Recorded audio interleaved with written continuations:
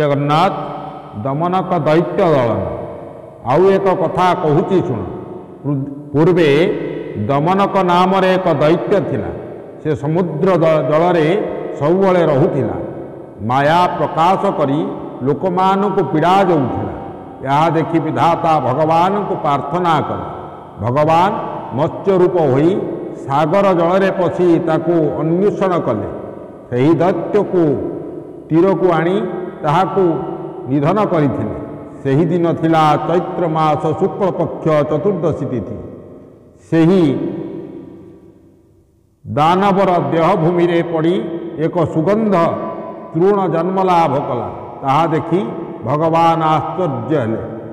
दमनक संगरे आउ जेते फूल थिला ताहा बनमाला सहित गलारे लंबाई देले।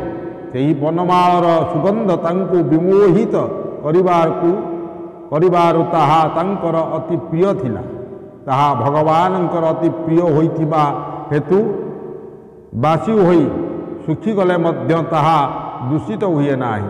जी दमनक माला गुंथि प्रभुंक हृदय रे लंबाई दिए तार मुक्ति लाभ होता है।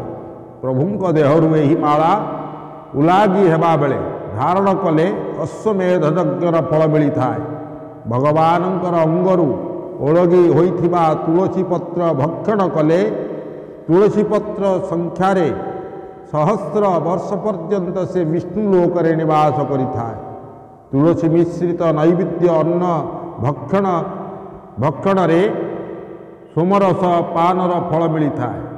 जी जावत जीवन भक्षण करे सही लोक मुक्त